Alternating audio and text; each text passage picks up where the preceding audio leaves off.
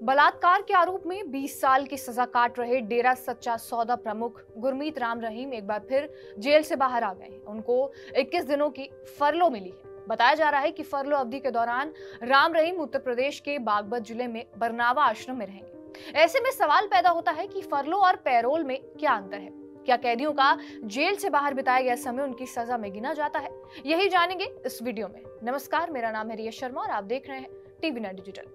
शिरोमणि गुरुद्वारा प्रबंधक कमेटी यानी कि SGPC की ओर से कुछ दिनों पहले गुरमीत राम रहीम को बार बार पैरोल और फरलो दिए जाने के खिलाफ याचिका दायर की गई थी, लेकिन पंजाब हरियाणा हाईकोर्ट ने इसे खारिज कर दिया और हरियाणा सरकार को निर्देश दिए गए कि गुरमीत राम रहीम को फरलो या पैरोल दिए जाने को लेकर कॉम्पिटेंट अथॉरिटी नियमों के आधार पर फैसला लिया जाए।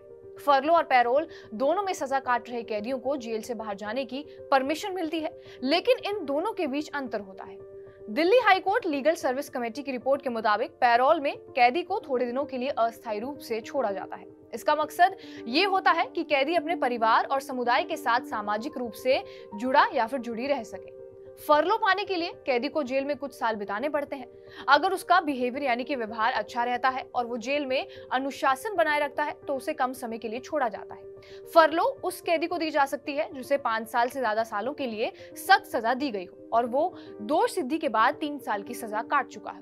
पैरोल की अवधि के दौरान जेल से बाहर बिताए गए दिनों को सजा के रूप में नहीं गिना जाता। पैरोल और फरलो में यही सबसे बड़ा अंतर है कि फरलो के दौरान जेल से बाहर बिताए गए दिनों को सजा की अवधि में गिना जाता है। एक बार पैरोल या फरलो मिलने के बाद कैदी को फिर से अस्थायी रूप से जेल से बाहर जाने की परमिशन मिल सकती है। इसके लिए कैदी को अर्जी देनी होगी और एक बार पैरोल मिलने के बाद दोषी 6 महीने बाद फिर से पैरोल के लिए अर्जी डाल सकता है। फरलो के मामले में दोषी पहले फरलो लेने के 1 महीने बाद दोबारा फरलो के लिए प्रार्थना पत्र दे सकता है।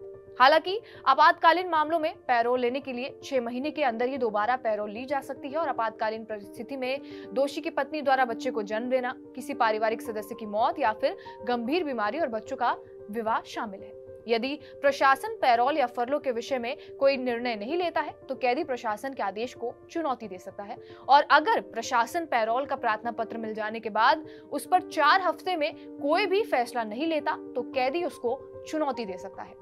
फरलो के मामले में यह अवधि 2 हफ्ते की होती है। आपको ये बता दें कि राम रहीम को 17 जनवरी 2019 और 18 अक्टूबर 2021 को आजीवन कारावास की सजा सुनाई गई थी। उनको पहली बार 1 दिन की पैरोल 24 अक्टूबर 2020 को मिली थी। राम रहीम को 13 अगस्त को 10वीं बार जेल से छूट मिली और वो फरलो पर 21 दिन के लिए बाहर आए हैं। बहरहाल, आपका इस वीडियो पर क्या कुछ कहना है हमें कमेंट बॉक्स में जरूर बताएं। बाकी देश और दुनिया की तमाम बड़ी खबरों के लिए बने रहिए हमारे साथ टीवी 9 डिजिटल पर।